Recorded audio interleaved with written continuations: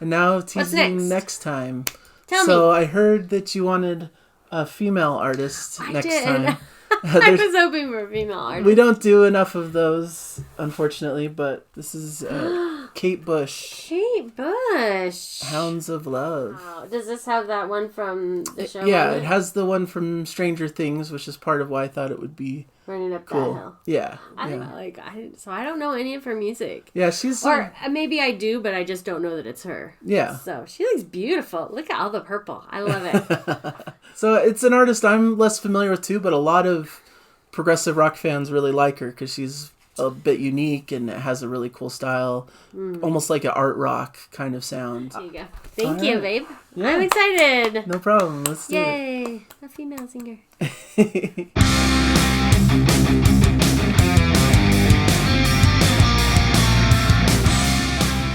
Hello everybody and welcome to Nathan on Shuffle and to our latest episode of Classic Albums 101. This is the show where we listen to a track from a classic album and then we go off on our separate ways and listen to the full album off the show and then come back and talk about it together. So we're going to listen to a track from Hounds of Love by Kate Bush. That's our pick for this month, and it's kind of cool because it's an artist I'm less familiar with, but I know a lot of prog people like her because she's a bit more artsy and out there and does things a bit more creatively than your average pop artist, I think. So well, that's good. It's one I've been wanting to explore, so I thought this was a good opportunity. You know, when her song got featured on Stranger Things? Yeah.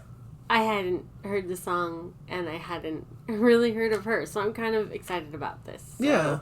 This will be a good one. So this should be kind of fun. So we're not going to do the Stranger Things song since, you know, you've heard it now since it's been in the show. Not sure I would recommend. So we'll let you re-listen as you listen to the full album. But I picked the title track, Hounds of Love. So okay. This, I think, is the second track on the album after Running Up That Hill. So okay. It's only 3 minutes. Yeah, it's only 3 minutes. Yeah, this is a, you know... I love pop songs. Standard pop album, you know? But, okay. You know, she has a creative way of performing, and I think it's going to be pretty fun. So I'm in. Let's do it. Listen to Hounds of Love. It's in the trees. It's coming. When I was a child, running in the night, afraid of what might be, hiding in the dark, hiding in the street, and the world was full of enemy. The hounds of love are haunting. I've always been a coward, and I don't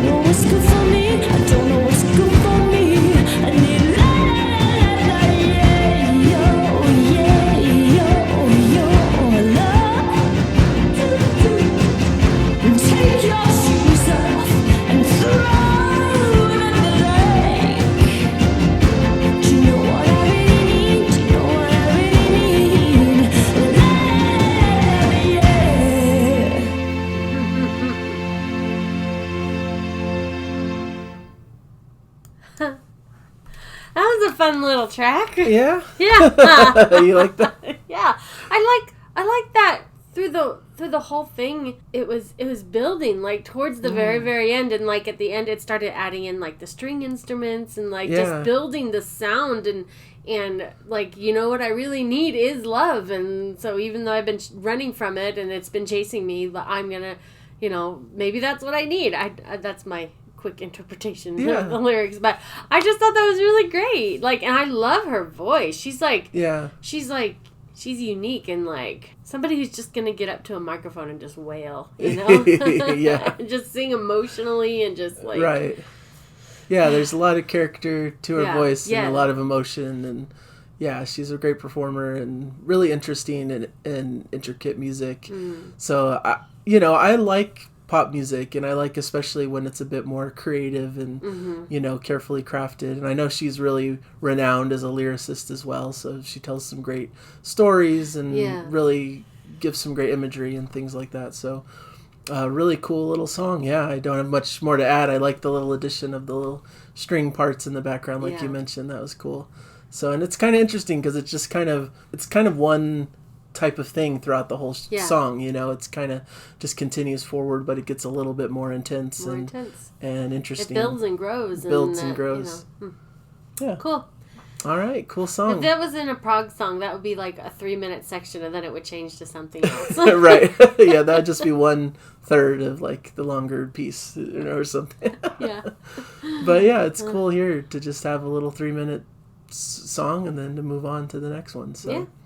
All right. All right, we'll go listen to the whole album now, and we will be back momentarily. Time to transition over. Transition. Bye. And we're back. All right, we're back. So we've gone off into our separate places and have listened to the record in full, Kate Bush's Hounds of Love. I typically listen to it on vinyl, so I listen to it that way. I listen to it in my car. Yeah, so we both listened to it, and now we're going to talk about the full album and our thoughts and impressions about it. So first, I guess, is a little background to Kate Bush. She's an artist I'm less familiar with compared to a lot of the ones we talk about here. Me too. So she's a English singer, songwriter, record producer, and dancer, it says here on her Wikipedia. She topped the UK singles chart in 1978 for 4 weeks with her debut single Wuthering Heights. Became the first female artist to achieve a UK #1 with a self-written song. So that's pretty cool. Cool. And then since has released 25 UK top 40 singles, including The Man with the Child in His Eyes, Babushka, Running Up That Hill, which is on this album, Don't Give Up, a duet with Peter Gabriel, and King of the Mountain. A lot of success, it seems, in the UK, maybe not as much success in the US, I suppose, which is probably why we're both less familiar with her work, perhaps. I'm not sure I knew of her, but honestly, before Stranger Things. Yeah, so. And that's kind of the newest thing that brought her more prominence, was her inclusion of that song, Running Up That Hill, in Stranger Things, which really brought more attention to that song, and I think it like did really well in the charts, even though it's a song that's, you know, very old.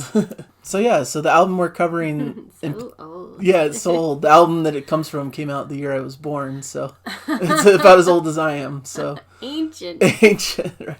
So Hounds of Love is the 5th studio album by Kate Bush, released on September 16th, 1985 by EMI Records. So, and it's kind of interestingly structured. I don't know if you noticed as you were listening to it, but it's apparently split into 2 sides, and the first half is a little bit more of the like singles, the maybe more accessible songs, and then the second half is kind of a long suite that kind of runs one song to the next, that's meant almost as one big conceptual like piece. An epic. Yeah, called cut into small songs. Yeah. So subtitled The Ninth Wave is the title of that whole piece, that whole second side. So that's how it's structured, and so yeah, I guess that's probably enough. She's a little bit of a quirky artist, I think, like very experimental in ways. Not your typical pop artist, I think. And so that's why a lot of prog people kind of tend to like her, because she's more experimental and doesn't just do standard pop, even though there's pop elements to her sound for sure. As I was listening to it, I was trying to figure out what her sound was. Like I was trying to define it, like, and like figure out, like, is she like anybody else? And I don't feel like she's really like a lot of other artists. She's really, really unique. And I thought she does these beautiful melodic, long notes and, like, these very great, like, vocal passages that are just lovely and almost operatic at times. It seems I like think that's fair. And so I was thinking her voice isn't anything like what's the girl from Nightwish? Floor, yeah. Floor Jansen. Her voice isn't anything like hers, but like I was comparing the sound of Nightwish with this, like, as Nightwish is symphonic metal. Yeah, I feel like Kate Bush is like symphonic pop. Yeah. Is that a thing? I think that's a fair description. So, like, it's like these pop dance hits in the background while she does these beautiful, like, arias almost. Yeah. The other thing I noticed a lot about her, the patterns in the melody, I think, there's a lot of big intervals. She drops down a lot, like, like a lot. Okay, like a lot of like perfect fifths and sixths and stuff, and so it was just I thought that was kind of, I don't know, it was kind of unique. It had me like trying to figure out like what her intervals were in the car, and like while I'm listening, I'm like, that's a perfect fifth, bum ba da. You know, like that's how I know a perfect fifth. It's the start of Star Wars. Oh, interesting. So, yeah. She would like keep going like down like and like dropping low, and so she would have these lower notes and then do these great high parts, and just a lot of variation in the melody, and I just thought that was really lovely. That's it's kind of a weird thing. No, thing I think that I that's was cool. like thinking about while her music was playing. So. Yeah, very interesting. So just saying Star Wars. I never thought to compare Kate Bush, her singing style, to Star Wars. It wasn't the first thought in your mind. But that's cool. Interesting. I don't know. So yeah, I guess we can jump into kind of what our favorite songs were from it, which is maybe kind of difficult because, like I said, that last half is almost like a long suite, but there are individual tracks throughout it, so I think we can still pick out our favorite moments and tracks from it. Yeah, the first song that I just enjoyed immensely, and I think just the album started off strong, was with Running Up That Hill. So that would be like my first choice of like the song that I liked a lot. I thought that it was just it was just a good song, you know, like I don't know, maybe I'm having like connecting it to Stranger Things too much, but honestly, like because I didn't know the song in Stranger Things, I don't know that I would have recognized it on its own. But then when I listened to it in this album, it like, oh yeah, I remember they did play it. They played it in that show, which I know they did, of course. Yeah. But then as I listened to the song, I'm like, this is really great, and it just has like a really good like motivation in it, you know? Yeah. That I just really like that one. So. Yeah, and I think why it's so successful with Stranger Things is just because it's actually an important plot element in the show. It's not just like in the background over credits or something. You know, it's actually like an important moment in the season. Not to get too into spoilers, but yeah. I'll spoil a little bit. It keeps the main character who loves this song, it keeps her grounded in the real world as opposed to getting captured by the bad guy in the underworld. Yeah. Underworld? The upside down. Upside down. You know, the parallel world. Yeah. And it was that song that brings her back, that she's able to escape. Yeah. So it's cool. Yeah. I think that's partly why it connected with people, because it is part of that plot and it really showcases an important moment. You can do it. Keep running. Yeah. I read in the Wikipedia that the meaning behind this song is Kate Bush has said the lyrics address the inability of men and women to understand each other, and she imagined that by making a deal with God they could exchange places and reach a greater understanding. So I thought that was interesting. I think I read that originally she wanted to be called A Deal with God, but then the record label or something didn't like the like they thought it would be too overtly religious and turned some people off, so that ended up being kind of in parentheses, and Running Up That Hill became the title. So but yeah, a great song. I think it's a great blend of that 80s pop synth style, but she still gets a chance to show her creativity and uniqueness in her voice. And it's a single unlike any other real single that I've heard. So I really like that's not just your standard, 80s pop hit. There's a uniqueness to it, but it's still catchy and grabs you as a listener. So I can see why it was a big hit. Yeah. So for me, from that first disc, they were all really good, solid songs. It's hard for me to really pick a standout. I think I like The Big Sky as one of my favorites on that first half of the record, because it just has this almost big kind of epic feel to it, a driving rhythm, a sense of almost like wonder and grandeur as it goes about. I really found it compelling, and it's like this big kind of anthemic 80s pop song, but still with her unique vocal style. So I really thought this was a really cool track. It says that it's about remembering some of the simple pleasures enjoyed as children that most no longer find the time for, such as spending the afternoon looking at the sky, watching the clouds. So I thought that was cool. Just, that's why I felt that sense of wonder and that simple pleasures of life. And I think that's a cool message, just looking at the sky and imagining the clouds in different shapes and things. It's kind of a cool nostalgic kind of feel to me. Yeah. So I like that one. That was going to be one of my picks too, and I really loved it. So I thought that for all the same reasons, I thought it was so good. If I were to pick a backup one, it would be Cloud Bustin'. Yeah. I liked that one as well. I just thought it was, I don't know, it was just good. It's just good. I'm not very analytical about songs, so like sometimes I struggle with like why I liked it, but I don't know, I liked it, so. Yeah, I like this one too. It almost had like a little bit of a classical feel. I think there's a lot of like strings that are used in this, like kind of like violin work. And so that brings to mind some classical influence. But yeah, I like this piece a lot too. It really showcases her voice as well. Yeah. So, and moving into... That's why I liked it. Kind of the second half. It's hard for me, like I said, to kind of separate the pieces out because I feel like it's all one. I picked one. Somewhat epic. I worry that I might pick like the one you would have picked. Oh yeah. Because my favorite moment was probably "Jig of Life." Me too.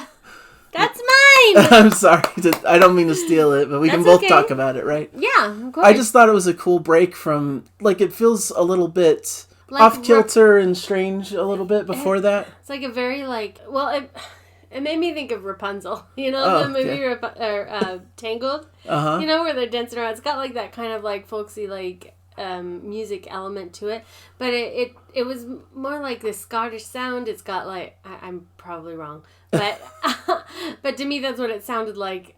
Just with the fiddles and I just loved it. It just sounded very like British to me, European to me, and yeah.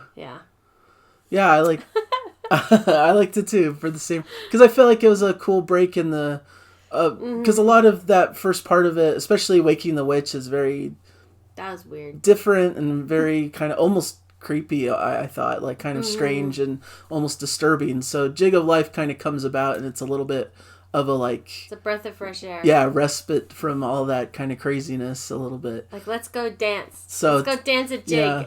I thought of it more like an Irish jig kind of song. Yeah, that's probably right. But I think, it all fits. It's similar style. So it kind of does start, though, with a little bit of a darker minor key, but then I feel like as the song progresses, it gets brighter and more fun and more of that kind of dancey kind of feel like you were mentioning. So... yeah, I guess we kind of share that. It's one of my favorite moments on the whole record. Yeah, mine too. I just was listening and like going through the Waking the Witch song. Waking the Witch, yeah. Like going through that and I'm like, that's weird. Oh my gosh, I need a break from this. And then it was like, oh, here, come dance an Irish jig. Yeah.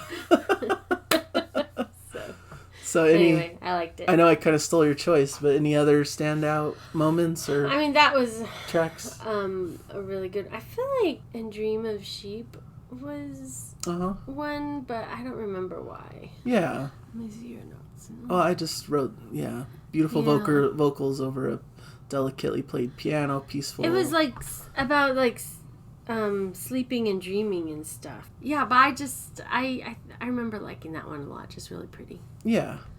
And I just like towards the end, the Hello Earth song, I think is a really cool moment too. More of a slower paced ballad, piano and strings. Feels like it could fit almost with side one because it has a bit more of that poppier side to it. Yeah. So, and then I like there's like a bit of a choir feel to it with interesting interludes before the main section comes back. I like the choir sounds, and I think it's an interesting melody that's portrayed there. So, but the whole second side, as a prog fan, I thought it was kind of cool that it's this song cycle, epic almost, and I could see why prog people would enjoy it because there's a lot of experimental stuff, different soundscapes. I felt like there was sections that sounded almost like Eastern, like an Oriental kind of sound to it with some interesting like piano and different vocal stylings. So really interesting overall. So overall thoughts, I guess, like where it would rank and how we think about it in our pantheon of choices here. I think it had some successful songs, but to me it wasn't as maybe I just didn't enjoy it as much as I enjoyed the other albums that we've listened to. Okay. So, I would probably put it as number 4. Okay. After Lynyrd Skynyrd and before Supertramp. Okay.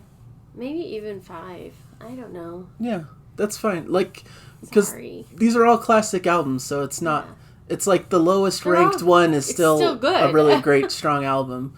And what doesn't connect with us as much may connect with other people more than us.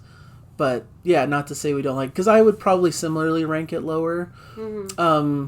I would probably rank it 4th, just above Lynyrd Skynyrd, which is probably my still bottom choice. But it's hard to rank this above the Beatles and Billy Joel and Supertramp, who are all 3 of my favorite artists here. So I did love her voice. It was so beautiful. Yeah. And so, like, just... It had like an airy quality to it. For sure.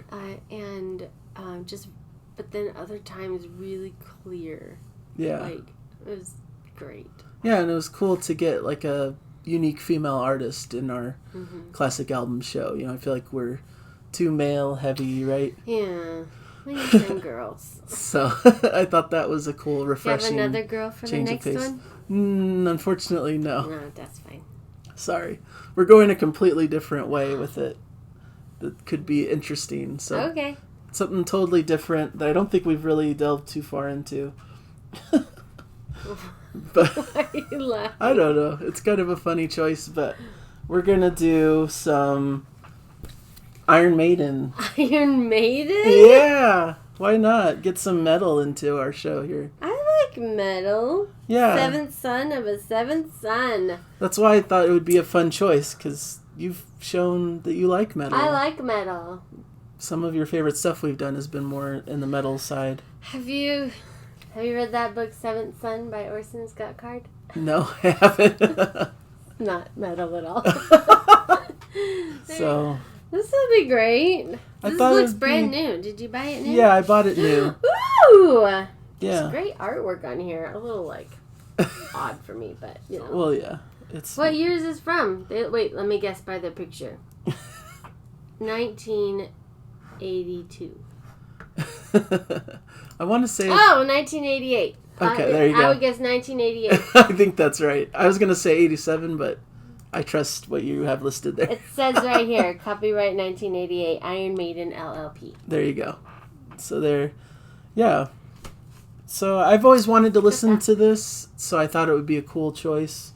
I'm less knowledgeable about metal. I don't tend to like heavier metal, but I've heard that, this has some progginess to it that might be more palatable for someone like me, so. I like the sound of metal. I think this might be a fun one. So even though I know the cover's a little bit like, you get the evil kind of demonic creatures and stuff. Very Are You Afraid of the Dark? Remember that show? Yeah. I didn't watch it because I was afraid of the dark. But I remember the commercials and being like, not looking. I feel like... that'll be a good one. If I'm wrong, one of their... I don't think it's on this one, but I feel like one of their songs is called Fear of the Dark. So, interesting. I'll cut that if I'm wrong. I'm just kidding. Well, this was fun. All right, cool. So there you go. Those are our thoughts on Kate Bush. We really enjoyed it. Don't get us wrong by ranking it low. We really enjoyed the record and had a lot of fun listening to it. So Hopefully you guys enjoyed it if you're listening along, or if you're just a fan of Kate Bush. Please let us know in the comments how you feel about this album and her in general, and any suggestions for future episodes of classic albums. We're having a lot of fun with the series, I think. So yeah, we are. thank you guys for joining us, and hopefully you enjoyed the episode. Bye, everybody. Bye, subscribe.